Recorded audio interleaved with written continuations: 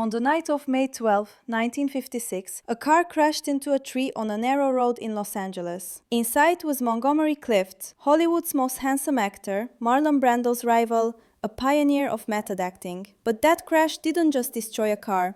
It destroyed Monty's face. It destroyed his career.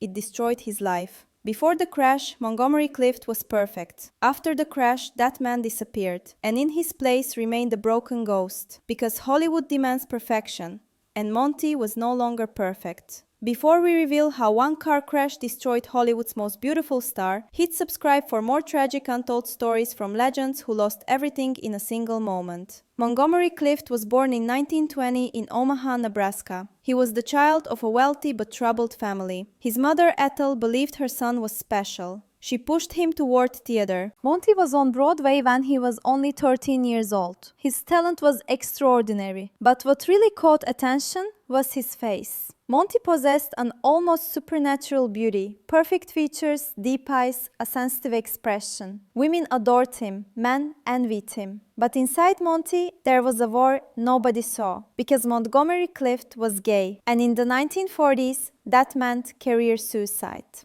In 1948, his first film Red River arrived. He starred opposite John Wayne. Monty played a young cowboy. His performance was extraordinary. Hollywood immediately noticed him. A new star is born, they said.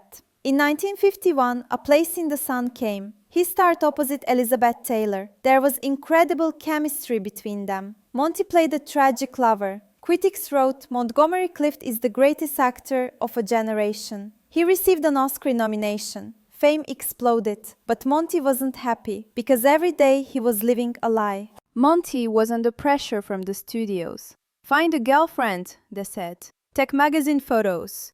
Monty objected. My private life is my own. The studio threatened. No, it's not. Your private life is our property.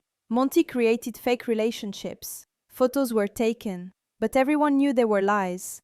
At night, Monty went to secret bars. There he could be himself, but always with fear, because one photograph could end his career. A friend would later say, Monty was dying every day, because nobody would let him live the truth. The stress increased. Monty started drinking. He used sleeping pills, but he told no one.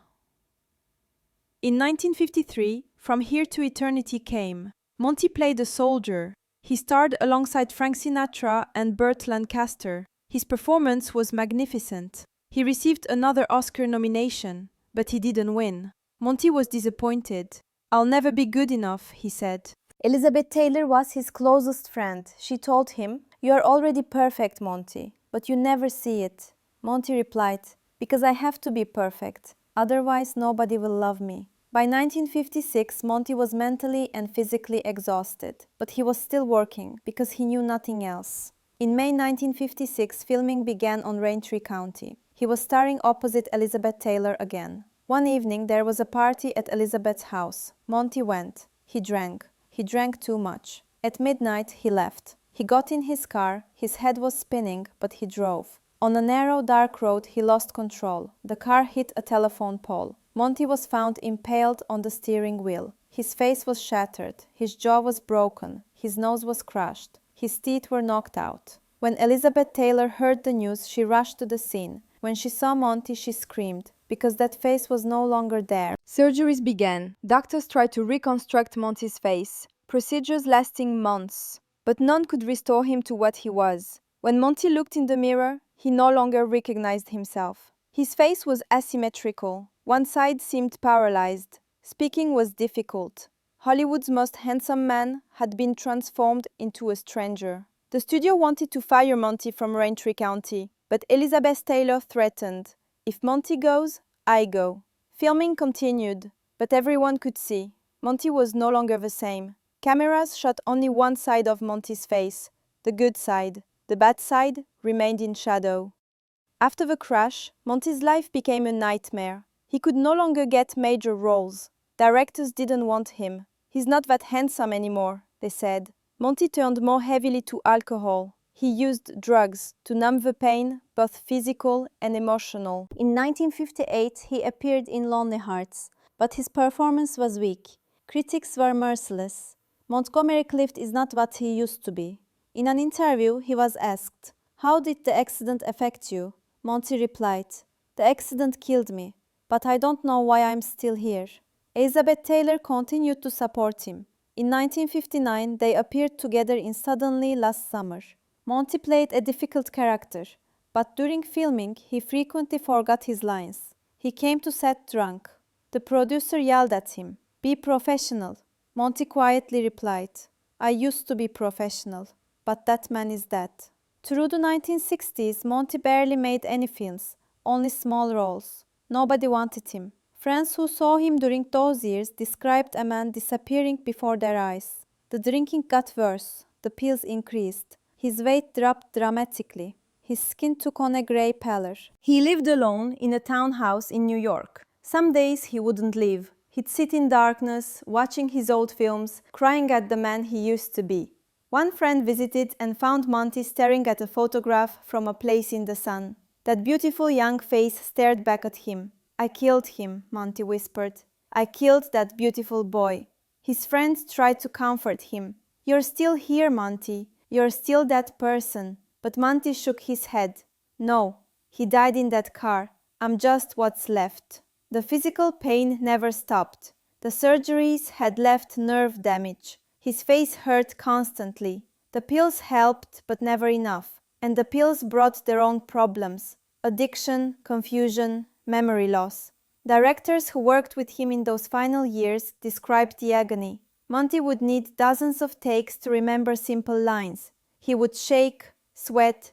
Sometimes he'd have to leave the set entirely. But in rare moments, flashes of the old brilliance would emerge. A single perfect take that reminded everyone why he'd been called a genius. John Huston directed him in The Misfits alongside Clark Gable and Marilyn Monroe. Three broken stars making a film about broken people. Huston later said, "We were all dying on that set, but Monty was the only one honest about it." In 1961, he did Judgment at Nuremberg. His role was small, but his performance earned another Oscar nomination. At the ceremony, people whispered as he walked the red carpet. The beautiful face was gone. In its place, a haunted, damaged man. He didn't win, but Spencer Tracy, who did win, sought Monty out afterward.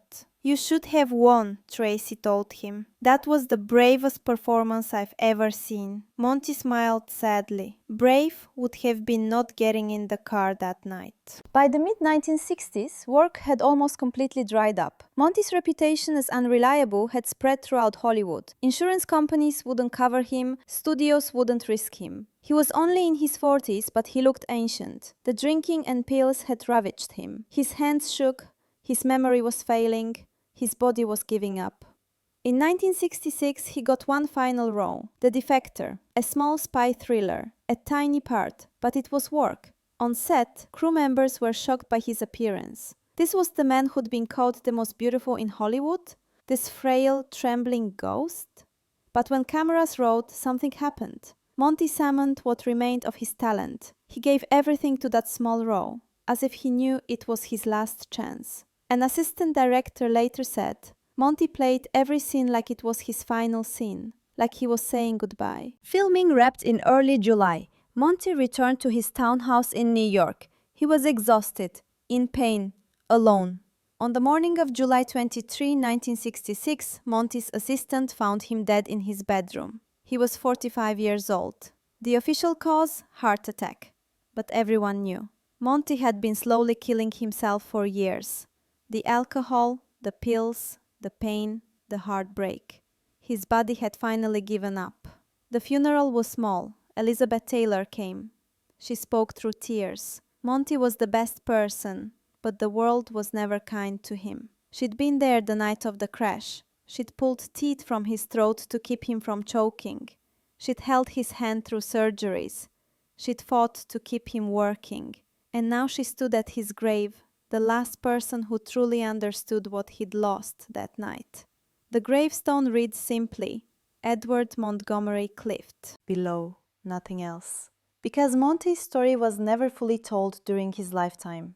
Years later, people watched Monty's early films, Red River, A Place in the Sun, From Here to Eternity, and they saw, That man was a genius, but nobody let him truly live.